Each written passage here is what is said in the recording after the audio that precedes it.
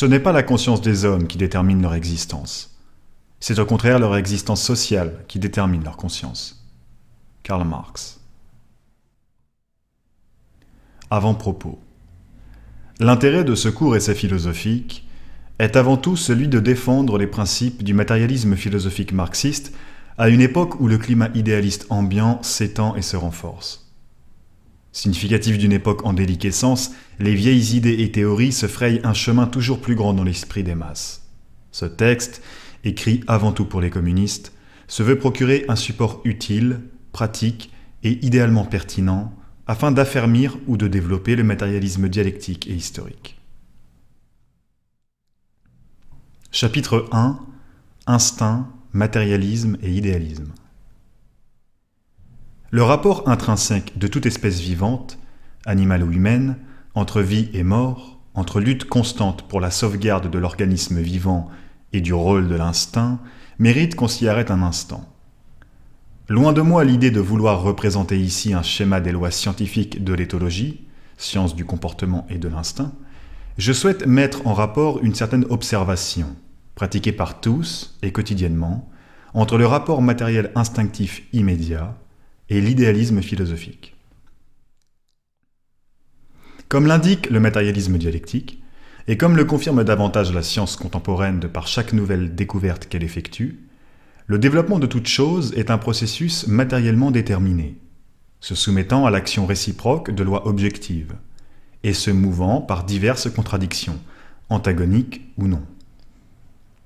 L'homme, tout comme l'animal, est également un produit de la nature, du développement matériellement déterminé. Dans son existence, il pratique, il expérimente matériellement chaque chose à laquelle il s'adonne, et de cet acte même naît la connaissance. Il passe du stade de l'ignorance à celui du savoir, de l'inexpérience à l'expérience. Vouloir nier cet aspect matériel du processus de développement de toute chose en revient à nier l'existence elle-même. C'est pourquoi tout progrès matériel et intellectuel passe d'abord par une expérimentation pratique, où la matière est donc l'élément premier. Aujourd'hui, avec les fantastiques découvertes et progrès constants de la science, cette conception est admise généralement, le plus souvent inconsciemment, par les membres de la société. Peu d'individus connaissent, étudient, comprennent le matérialisme dialectique marxiste. Force est de constater, cependant, qu'il n'est plus guère possible aujourd'hui, du moins dans un pays développé comme la France, de dire que la Terre, l'espace et le temps, l'eau et l'air sont les faits de Dieu. Et fort heureusement, me direz-vous, nous pourrions attendre longtemps, que dis-je, éternellement, les révélations scientifiques de la part de notre cher Seigneur. La pratique et l'expérience humaine s'en chargent bien mieux que lui. C'est déjà là un avantage direct de l'expérience pratique, donc du matérialisme sur l'idéalisme. Nous sommes arrivés à un stade de développement scientifique général permettant la supériorité théorique catégorique du matérialisme. Car seul le matérialisme est servi par les données pratiques, car lui seul se base et évolue en liaison avec la pratique et l'expérience objective. L'idéalisme, lui, stagne. Il se refuse obstinément à l'objectivité, s'enfonçant toujours plus profondément dans le marais stérile et dangereux du dogmatisme. L'idéalisme se borne à enregistrer les faits objectifs, à les observer et à les détacher ensuite de la vie matérielle, à les substituer à la logique et à l'expérimentation pour les remplacer par l'imagination. Il sépare en des éléments distincts les phénomènes et les choses représentées par les phénomènes. Il tombe en conséquence irrémédiablement dans un pur non-sens, car il détache du réel des faits intrinsèquement liés entre eux qui, de ce fait, ne peuvent pas exister ou se développer de manière indépendante. Le fameux exemple cité par Marx, disant qu'il est impossible de séparer la pensée de la matière pensante elle-même, le cerveau, traduit magistralement ce paradoxe idéaliste qui constitue toute la genèse de toutes les formes possibles et imaginables d'idéalisme. L'ambiguïté sur laquelle joue constamment l'idéalisme, et qui nous intéresse justement pour la suite du développement sur la mise en parallèle avec l'instinct, est le rapport au réel, à la matrice le générant précisément. L'idéalisme ne s'y aventure que rarement, noyant volontairement ses propos dans un verbiage insupportable et pédant, ayant pour unique objectif celui de complexifier superficiellement le propos et masquant ainsi l'inconsistance évidente de l'idée saugrenue de la primauté de l'esprit sur la matière. Dépouillé de toute rationalité, l'idéalisme se perd, s'abandonne dans de longues descriptions fumantes, dégoûtant ainsi plus d'une personne à l'étude philosophique. C'est pourquoi l'idéalisme n'expose pas clairement le rapport de liaison de dépendance réciproque entre cause et résultat, entre base et résultante de celle-ci, entre matrice et produit de celle-ci. Il ne le fait pas car il sait naturellement qu'il s'expose à un grand danger, qu'il peut alors se retrouver bloqué devant la pratique objective, qui n'a que faire de l'imagination maladive de quelques individus. Voyons donc ce que l'instinct peut nous apporter ici. Le matérialisme marxiste part du principe fondamental que tout est constitué de matière, que tout est défini selon des lois d'évolution objectives se mouvant sous l'action des contradictions de la nature. Il définit donc également que toutes les idées et conceptions, que tout le développement psychique des êtres vivants est le produit d'un développement matériel, d'un développement constamment attaché à la pratique et à l'expérimentation. Que nous parlions des plus grands penseurs de l'humanité ou d'un simple chien, leur évolution suit le même processus physique, et leur différence qualitative n'est que le résultat d'une action différente des contradictions dans l'histoire de leur développement. Cela dit, un point commun unit l'animal et l'homme, et cet élément commun réside justement en l'instinct. Le chien est doué d'instinct, tout comme le penseur, et l'aspect fondamental de cet instinct se traduit dans une lutte acharnée pour l'existence. Chaque espèce sur Terre lutte pour sa propre sauvegarde et pour celle de sa progéniture. La nécessité matérielle qui crée et anime la volonté absolue de vivre impose chaque décision à l'être vivant. Et cette volonté, résultante de l'instinct, produit de celle-ci, traduit psychiquement les besoins matériels instantanés de l'être en question. Et cela car l'instinct représente l'accumulation de la pratique et de l'expérience de toutes les espèces ayant vécu et lutté pour l'existence. Le rapport instinctif vient de la nature même, des contradictions intrinsèques de la nature, de la lutte constante et contradictoire entre la vie et la mort, entre le nouveau et l'ancien. L'instinct est donc naturellement un produit de la nature, car il est déterminé directement par elle et par ses contradictions. La mort est une loi du développement. Elle fait partie de la vie. Sans mort, il n'y aurait aucune vie, et la nier en revient à nier la vie elle-même. Là se trouve le principe de l'unité des contraires. Le tableau de la vie et de la mort représente le plus simple et le plus brillant exposé de la dialectique. Elle constitue deux contradictions absolument indispensables et indissociables du processus de développement de toute chose. Qu'il soit question d'un développement matériel organique ou non, elles agissent ici, et ce, de manière ininterrompue, comme les deux forces fondamentales qui s'excluent et se complètent mutuellement. C'est précisément parce qu'il n'y a aucune vie après la mort que l'instinct est si puissant, qu'il s'impose brutalement telle une loi objective pour sa conservation, déterminée par la nature et par l'expérience même de la mort. Et cela parce que les êtres vivants expérimentent la mort chaque jour, ils la côtoient quotidiennement, elle entoure chaque parcelle de vie à chaque seconde de l'existence. Mais en quoi consistent ces phénomènes vitaux qui se rencontrent également partout chez tous les êtres vivants ? Avant tout en ceci que le corps albuminoïde tire de son milieu et absorbe d'autres substances appropriées, se les assimile, tandis que d'autres parties plus vieilles du corps se décomposent et sont éliminées. D'autres corps, des corps non vivants, se transforment, se décomposent ou se combinent aussi dans le cours naturel des choses, mais alors ils cessent d'être ce qu'ils étaient. Le rocher qui s'effrite sous l'influence de l'air n'est plus un rocher. Le métal qui s'oxyde se convertit en rouille. Mais ce qui, dans les corps sans vie, est cause de ruine, est pour l'albumine condition fondamentale de vie. L'instant où cesse cette métamorphose ininterrompue des éléments composants dans le corps albuminoïde, cet échange permanent de nutrition et d'élimination, est aussi l'instant où le corps albuminoïde lui-même cesse d'être, où il se décompose, c'est-à-dire meurt. La vie, mode d'existence du corps albuminoïde, consiste donc avant tout en ceci qu'à chaque instant, il est lui-même et en même temps un autre. Et cela non pas en raison d'un processus auquel il est soumis de l'extérieur, comme il peut arriver pour des corps sans vie.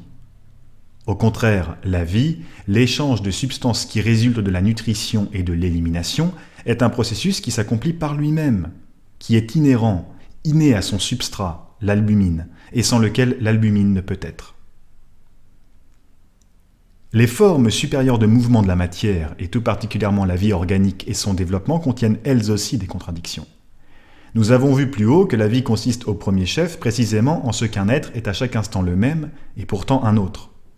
La vie est donc également une contradiction qui, présente dans les choses et les processus eux-mêmes, se pose et se résout constamment.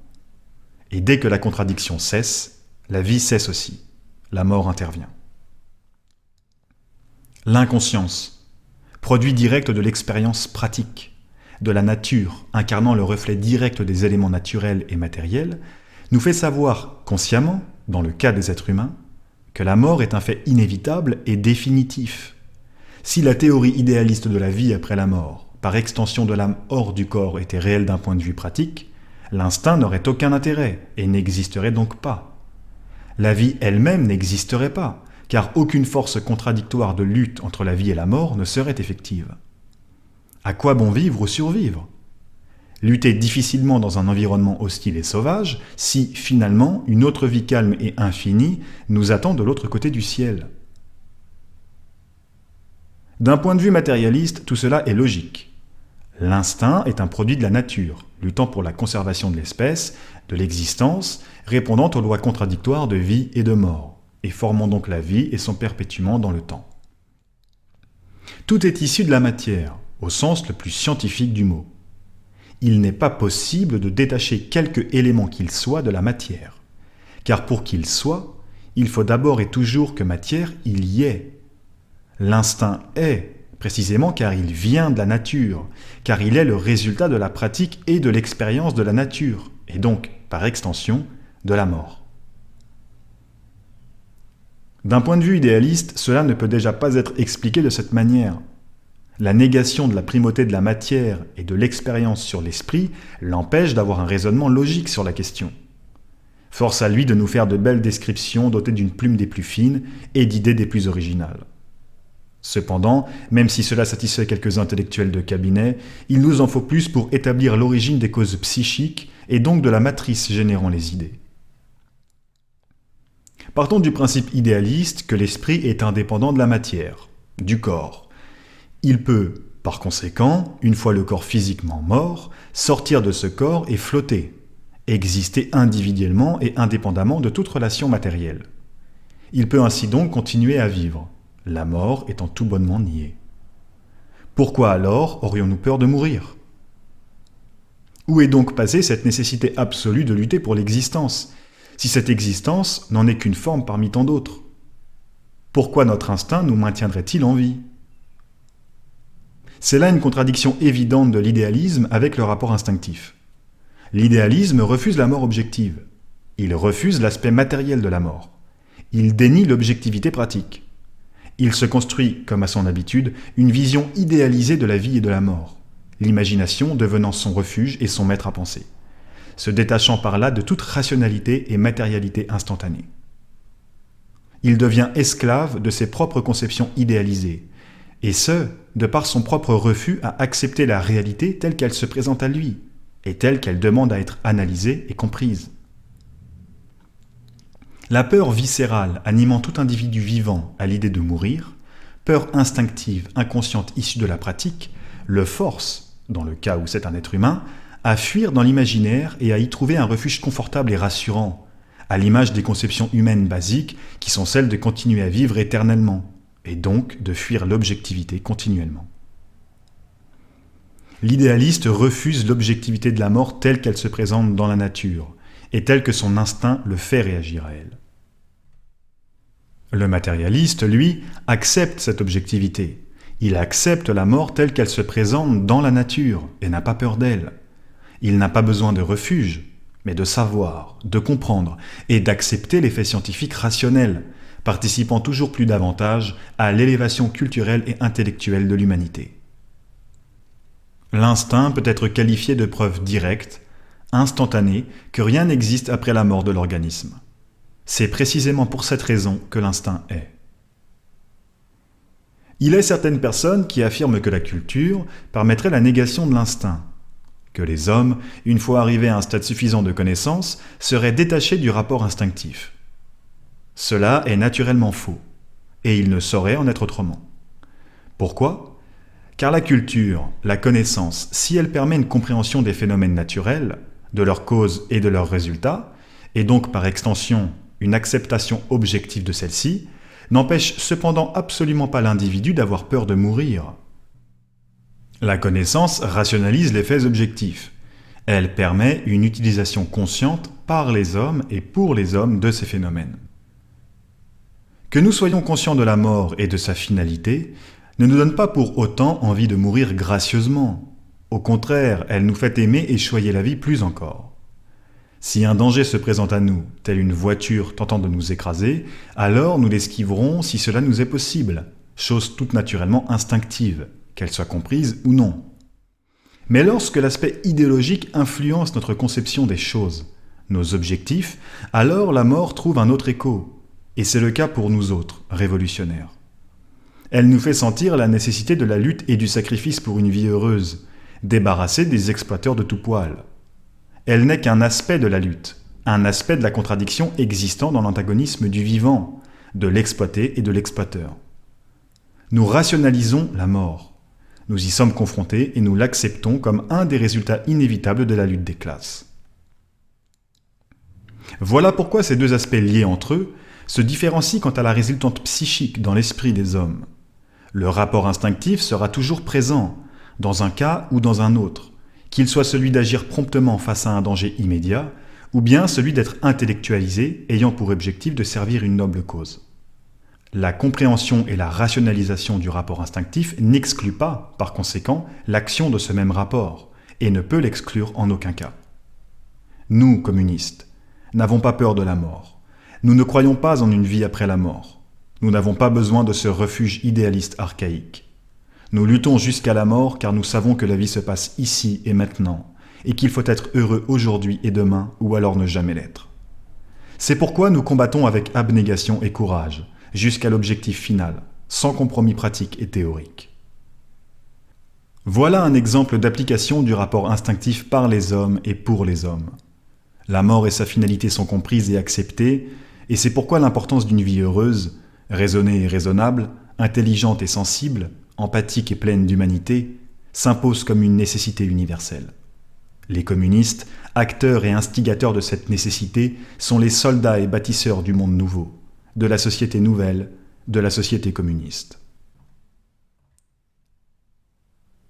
Chapitre 2. Le rapport de l'idée de Dieu à l'homme, l'évolution qualitative des formes religieuses. Afin d'introduire avec plus de clarté et de faciliter le chapitre 3, nous allons ici tracer un schéma synthétique du rapport religieux dans l'esprit des hommes, de son origine et de ses principaux stades. La place qu'occupe Dieu ou l'idée de celui-ci dans l'esprit des hommes est un sujet vaste, complexe et très vieux. L'influence qui a marqué et qui continue de marquer les conceptions psychiques des hommes est passée par différentes étapes, par différentes formes, en gardant toujours le même contenu, le même fond philosophique. Si le développement naïf de l'idée de Dieu est un résultat naturel et nécessaire de l'évolution humaine, son influence persistante et entretenue n'en représente pas moins un sérieux obstacle au développement intellectuel contemporain de l'humanité. C'est pourquoi la nécessité d'avoir une idée claire et critique sur ce thème par les marxistes est d'une grande importance. Nous ne pourrons arracher les masses à l'obscurantisme religieux qu'au prix d'un long et difficile travail d'éducation dans l'esprit du communisme. Nous ne pourrons effectuer ce travail qu'avec une grande patience et une grande prudence, car le sentiment religieux dans l'esprit des hommes est profondément enraciné, presque cristallisé depuis des millénaires, et il n'est pas possible de supprimer de telles conceptions psychiques d'un seul coup. Commençons tout d'abord par établir l'origine de l'idée de Dieu dans l'esprit des hommes. Nous avons défini, dans les principes matérialistes, que toute chose est issue de matière, et que toute conception passe donc par un processus d'expérimentation et de pratique matérielle. L'idée de Dieu ne déroge évidemment pas à cette règle objective. Lorsque l'homme était encore peu évolué, qu'il ne comprenait pas les phénomènes physiques naturels se mouvant et se déchaînant autour de lui, ses conceptions devaient nécessairement se rattacher à ce qu'il connaissait et à ce qui lui paraissait alors rationnel. L'homme avait conscience de lui-même. Il comprenait qu'il pouvait établir et qu'il établissait effectivement une influence sur la nature en pratiquant. De cette conscience naquit nécessairement le besoin d'expliquer l'inexplicable pour lui, de rationaliser ce qui lui était irrationnel. Le besoin constant du cerveau à vouloir comprendre, à vouloir rationaliser l'incompréhensible afin de s'approcher de l'explication logique des phénomènes au moment donné, l'a amené à expliquer subjectivement ce qui lui était alors inexplicable objectivement. Lorsque la foudre frappait, que le tonnerre grondait, force était de l'expliquer de quelque manière qu'il soit. Son faible développement intellectuel ne lui laissait pas d'autre choix que celui de personnifier les faits naturels qui lui étaient incompréhensibles. L'homme, du fait de l'ignorance naturelle qu'il manifestait à cette époque, était dominé par les lois objectives de la nature. Elles s'imposaient à lui et contre lui. Il ne les comprenait pas, n'avait pas conscience de l'objectivité de celles-ci. Il en était alors la victime, le spectateur impuissant. De là, la nécessité imaginaire s'imposait à lui comme la seule solution existante et instantanée de rationalité. Toute religion n'est que le reflet fantastique, dans le cerveau des hommes, des puissances extérieures qui dominent leur existence quotidienne, reflet dans lequel les puissances terrestres prennent la forme de puissances supraterrestres. Dans les débuts de l'histoire, ce sont d'abord les puissances de la nature qui sont sujettes à ce reflet et qui, dans la suite du développement, passent, chez les différents peuples, par les personnifications les plus diverses et les plus variées. Nous avons donc là l'origine de l'idée de Dieu dans l'esprit des hommes, sa provenance matérielle et les raisons de sa naissance dans la conscience. Ceci représente la première étape de conception idéalisée par les hommes, la première substitution d'éléments objectifs à la subjectivité. Toutes les formes de religion et de croyances psychiques incluant l'immatérialité découlent de cette source primitive de conception idéalisée. De ces formes primitives de conception sont nées les religions. D'abord, suivant le principe de personnification diverses, la conception religieuse dite polythéiste est apparue. L'homme a structuré ses propres personnifications en les séparant les unes des autres. La mer, la terre, le soleil, le vent, bref, tout ce qui lui était alors rationalisable. Les récits des différentes mythologies y sont nés à cette époque, en appliquant pour la première fois l'empreinte de la lutte des classes et des objectifs économiques liés à ces conceptions. Une longue période de domination historique du polythéisme a été nécessaire avant que les hommes ne purent établir un rapport de cause à effet aux phénomènes naturels. La causalité de l'action de l'océan sous la force du vent, par exemple, ou celle du feu et de la combustion nécessaire à son existence. Avec les progrès de la science, de la pratique et du processus de connaissance qui lui est indissociable, il devenait évident que les phénomènes naturels n'étaient pas et ne pouvaient pas être la cause de quelques individus tout-puissants. Le chemin psychique a été long et fastidieux. Comme la conscience retarde sur l'être, nombre de sacrifices ont été nécessaires afin de parvenir à une évolution quantitativement qualitative des conceptions religieuses dans l'esprit des hommes. Lorsque ce fut le cas, la résistance des vieilles idées et conceptions, privilèges économiques et intellectuels des classes dominantes entrèrent en action. Les contradictions jouèrent comme à leur habitude le rôle du progrès dans l'incarnation du chaos social, synthétisé par la lutte des classes. C'est à ce moment que la maturité économique, sociale et culturelle de l'humanité permit l'apparition de la conception religieuse dite monothéiste. Cette conception représente une sérieuse avancée intellectuelle de l'humanité, tout comme l'était celle du polythéisme. C'est de cette manière que nous devons concevoir et comprendre les étapes successives de conception philosophique de l'humanité. Elles sont le reflet de l'élévation culturelle de l'homme, de son cheminement et de sa progression intellectuelle. Chaque étape franchie par l'homme en matière de conception religieuse historique doit être considérée comme une avancée psychique significative, et ce, jusqu'à aujourd'hui comme nous le verrons dans le chapitre 3. Avec l'absurdité grandissante de conception personnifiée à chaque phénomène naturel, avec la conscience grandissante que l'homme a de lui-même, de ses actions et de son influence sur la nature, venait la nécessité de rationaliser sous un nouvel aspect les rapports de cause à effet. Il n'était plus question de multiples dieux, mais d'un seul et unique Dieu, reflétant l'homme et son pouvoir grandissant sur la nature et la société. La personnification ultime, celle de l'homme lui-même, en tant qu'être unique, le représentant lui et son ordre social et économique. Mais bientôt, à côté des puissances naturelles, entrent en action aussi des puissances sociales, puissances qui se dressent en face des hommes, tout aussi étrangères et au début, tout aussi inexplicables, et les dominent avec la même apparence de nécessité naturelle que les forces de la nature elle-même. Les personnages fantastiques dans lesquels ne se reflétaient au début que les forces mystérieuses de la nature reçoivent par là des attributs sociaux, deviennent les représentants de puissances historiques. À un stade plus avancé encore de l'évolution, l'ensemble des attributs naturels et sociaux des dieux nombreux est reporté sur un seul Dieu tout-puissant, qui n'est lui-même à son tour que le reflet de l'homme abstrait. C'est ainsi qu'est né le monothéisme, qui fut dans l'histoire le dernier produit de la philosophie grecque vulgaire à son déclin et trouva son incarnation toute prête dans le Dieu national exclusif des Juifs, Javé. Sous cette figure commode, maniable et susceptible de s'adapter à tout, la religion peut subsister comme forme immédiate, c'est-à-dire sentimentale, de l'attitude des hommes par rapport aux puissances étrangères, naturelles et sociales, qui les dominent, tant que les hommes sont sous la domination de ces puissances. Ceci représente une étape incroyablement qualitative dans les conceptions psychiques humaines. L'évolution et le perfectionnement du système économique des hommes permirent une élévation intellectuelle sans précédent. Alors qu'auparavant, les hommes étaient prisonniers de leur conception idéalisée, étant soumis aux lois naturelles, avec l'évolution de la société, de son économie et de toute sa superstructure sociale et donc psychologique, ils purent petit à petit se libérer de celle-ci, et ainsi commencer à dominer les lois naturelles, à s'en servir dans leur propre intérêt. Avec l'action du temps, le rapport de domination tend à s'inverser. Si auparavant les lois objectives s'imposaient aux hommes et contre ceux-ci, avec l'évolution de la société, ces mêmes lois sont à présent soumises par les hommes et pour les hommes. Elles sont comprises et analysées objectivement. L'utilisation rationnelle et consciente de l'objectivité matérielle sert la société humaine. Nous passons du stade des conceptions de l'idéalisme à celle du matérialisme. Et cela eût été possible uniquement par la pratique matériellement déterminée. Nombre d'intellectuels de toute époque eurent à écrire sur ce sujet. Les uns défendaient la thèse idéaliste admise généralement, les autres défendaient la thèse matérialiste.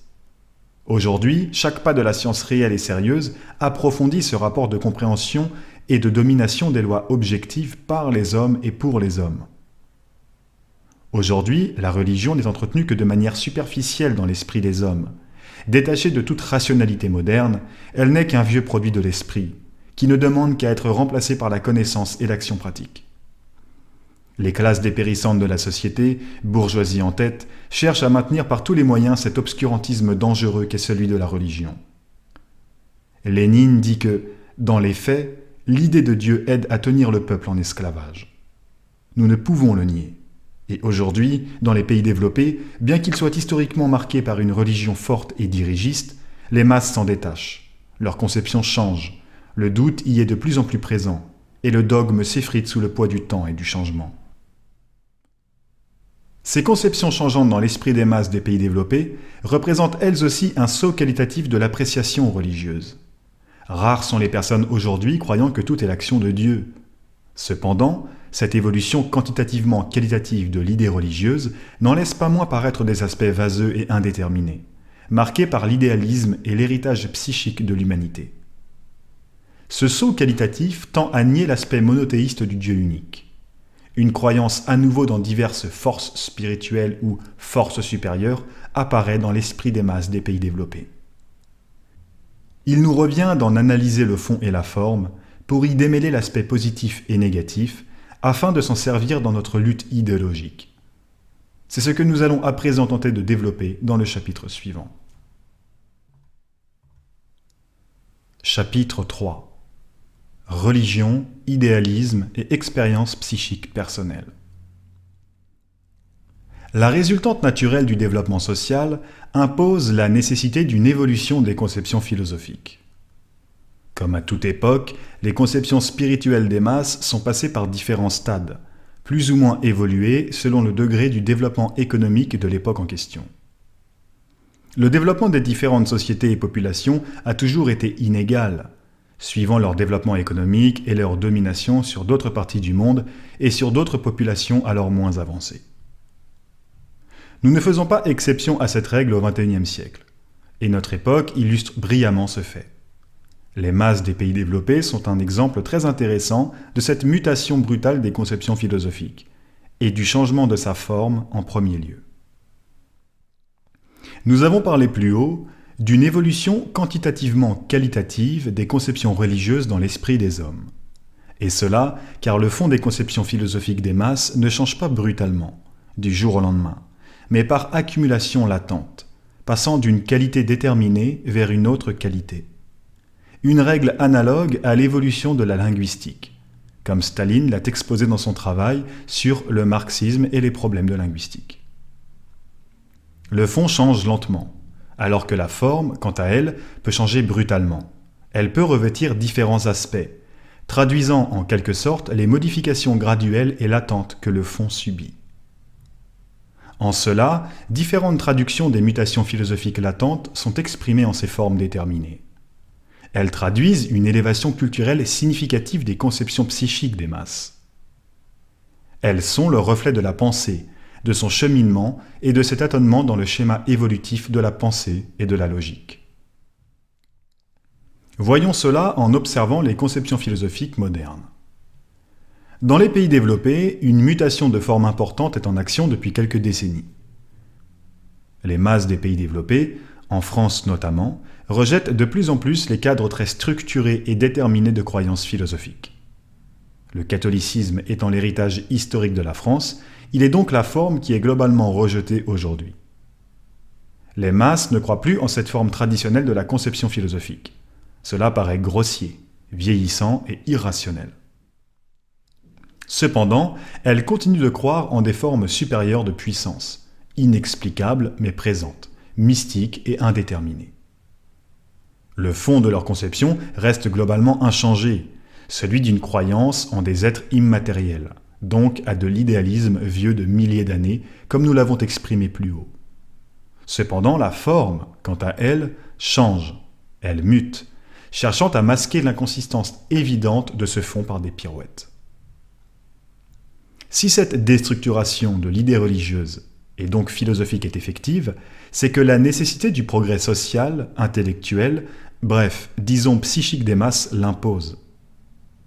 Cette déstructuration traduit le besoin intrinsèque du cerveau à l'explication logique et rationnelle.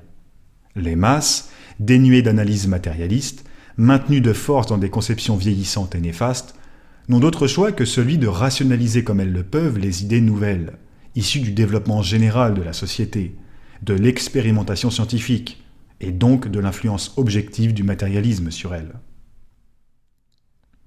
En cela, elles rejettent le Dieu unique, les anges et les démons, le paradis et l'enfer, pour les remplacer par des esprits, des forces supérieures, des énergies invisibles, par le karma et autres produits de l'imagination humaine. La contradiction entre un développement objectivement matérialiste et un héritage psychologique avant tout subjectif et entretenu par l'influence idéaliste traduit la cause de ces problématiques modernes.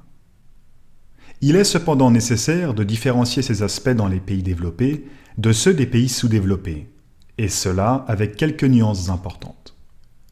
Effectivement, si des croyances semblables sont admises généralement dans les pays pauvres, où les masses sont dans un état général d'ignorance et d'archaïsme plus aigu que celles des pays développés, elles ne sont cependant pas le fruit du même stade du processus de développement historique particulier. Si les masses des pays pauvres croient en ces formes analogues de croyances, esprit, force supérieure, énergie invisible, etc., ce n'est que parce qu'elles sont encore enfermées dans un schéma très vieux de conception, et que le développement économique, politique, social et culturel des pays concernés n'a pas su, et ne souhaite pas, les faire évoluer au stade supérieur. Cependant, il existe nombre de pays pauvres où les masses sont passées au stade supérieur de la conception religieuse, au stade du monothéisme. Malgré cette conception qui marque un progrès dans l'histoire du développement philosophique humain, les conditions économiques et tout ce qui en découle ne permettent pas un saut qualitatif intellectuel général où la science aurait une influence prépondérante, permettant ainsi à la conception matérialiste du monde de se répandre parmi ces masses. Il en va de même avec les pays développés ayant conservé une forte empreinte traditionnaliste, vieille de centaines, voire de milliers d'années. La contradiction entre un développement économique évident et les traditions psychiques vieilles de plusieurs siècles empêche un développement qualitatif des conceptions philosophiques, et ce, malgré un développement intellectuel et une influence certaine de la science. Mais tout cela est relatif, et sera nécessairement amené à être transformé. En d'autres termes, les masses des pays développés, pays n'ayant pas conservé une forte empreinte traditionnaliste, nient de plus en plus les croyances admises et structurées depuis des centaines d'années, et ce, de par l'influence du progrès objectif, scientifique de l'existence, de l'histoire du monde et de la société. Les pays développés étant ceux où ces découvertes sont pratiquées et communiquées, le niveau de culture et de conscience y est donc naturellement plus évolué. Cette négation des formes établies devenues grossières se fait par effritement de l'idée générale du Dieu unique, du paradis et de l'enfer, etc. Suivant cet effritement, les masses se tournent à nouveau vers des croyances plus larges, moins structurées. Elles ne le font pas par conviction, à l'inverse des masses des pays sous-développés, mais par dépit, par nécessité de rationalisation. L'influence de la science sur le développement psychique des masses, donc sur le fond de leur conception psychologique, les amène à revisiter la forme de leurs croyances philosophiques, traduisant donc une mutation lente, latente du fond de celle-ci. Le passage lent et graduel d'une qualité vers une autre qualité, ponctué de sauts et de changements de forme, traduisant cette gradualité. Là se situent les causes et résultantes d'une telle mutation de conception. Ceci revêt une importance particulière dans le sens où cela marque une élévation significative des conceptions psychiques des masses, tout du moins à l'état embryonnaire, et qui se traduit par une nécessité à renouveler ces formes. Cependant, notre rôle, celui des communistes, n'est pas de soutenir ces formes, mais de les combattre, afin de les remplacer par les formes que les masses cherchent continuellement à atteindre, à savoir la conception logique du monde, rationnelle, la conception matérialiste. Pour combattre ces formes, et donc le fond idéaliste qu'elles maquillent, il nous faut avoir un tableau général de ce phénomène, que nous avons tenté de tracer ici. Mais il nous faut également établir une critique des symptômes typiques que cela engendre. Ces symptômes sont principalement ceux d'une personnification, au sens de l'individu étant soumis à l'influence de ces formes philosophiques, c'est-à-dire à l'expérience matérielle et individuelle que la personne exerce elle-même comme preuve d'une quelconque vie après la mort. Ne vous est-il jamais arrivé d'être confronté, lors d'une discussion philosophique, à une personne affirmant avoir été en contact, ou, à défaut de l'avoir été elle-même, cite un cas particulier relayé dans un livre ou autre, avec des formes de vie supérieures, avoir expérimenté des phénomènes paranormaux, etc. Malgré l'inconsistance évidente de cette vue de l'esprit, elle contribue à l'entretien d'idées vieillissantes et tente surtout de les légitimer au regard des sceptiques. Une utilisation pernicieuse de ce genre de témoignage est entretenue et légitimée afin de perpétuer l'idéalisme et son cercle stérile d'ignorance. Convaincre les sceptiques et conforter les victimes, tel est l'objectif visé. Pire encore, ce genre de témoignage amène les masses à faussement matérialiser et expérimenter le fruit de leur imagination. Ils apportent un support par lequel les masses peuvent défendre des conceptions vieillissantes et qui n'ont aucune valeur scientifique universelle. Pour les individus se laissant avoir à ces subterfuges, le rejet des formes religieuses dominantes et établies est effectif. Cependant, ces individus sont souvent ignorants des principes même élémentaires du matérialisme philosophique, ce qui les amène à rejeter les courants religieux dominants, mais à ne pas pouvoir répondre avec consistance aux allégations des croyances dotées d'un cadre spirituel plus large et moins structuré, comme la croyance vaseuse aux esprits, aux signes inexplicables ou encore au ressenti personnel de l'expérience psychique, c'est-à-dire de phénomènes purement subjectivistes, basés sur l'empirisme individuel, qui sont tout à fait infondés et dénués de valeurs objectives concrètes. Suivant cette inconsistance philosophique, ils tombent par là même dans ces formes transformées de croyances qu'ils ont alors eux-mêmes rejetées. Et cela peut également être le cas de certains communistes, qui n'ont pas une formation philosophique suffisante. Cela nous amène à entendre des paradoxes tels que « je ne suis pas croyant, mais je crois en une force supérieure »,« je crois aux énergies, mais je ne crois pas en Dieu ». Une étude méticuleuse de la psychologie humaine et de la psychiatrie est indispensable afin d'apporter une explication scientifique aux phénomènes soi-disant vécus par des personnes affirmant avoir expérimenté quelque chose de paranormal. Les travaux scientifiques réalisés sur le cerveau de Corinne Sombrin par le neuropsychiatre Pierre-Flore Henry entre autres, concernant l'influence de la transe chamanique sur l'activité cérébrale, revêtent une importance de taille. Ces travaux sont une avancée majeure en ce qui concerne l'origine matérielle des conceptions idéalisées des hommes. Ils nous fournissent la preuve matérielle que les conceptions idéalisées et les expériences spirituelles vécues par ces individus ne sont en réalité que des modifications chimiques de leur cerveau. Il n'y a là aucune manifestation de force supérieure ou autre produit de l'imagination humaine, mais simplement une modification physique générant diverses hallucinations et donc des biais de confirmation. Et il ne peut en être autrement. Il n'y a que la barrière de l'ignorance qui amène les hommes à idéaliser les faits objectifs. Ce qui détermine un individu et ses particularités réside en sa constitution biologique propre, en son milieu personnel, son environnement familial et amical, etc., mais également en l'influence sociale dont il est le produit, et dans laquelle il évolue et se constitue en tant qu'individu. C'est pourquoi l'influence de la société joue ici un rôle important, et ce, par de nombreux biais de confirmation. Le climat idéaliste global, hérité des sociétés antérieures, constitue un appui et une source d'entretien des vieilles idées et conceptions philosophiques humaines.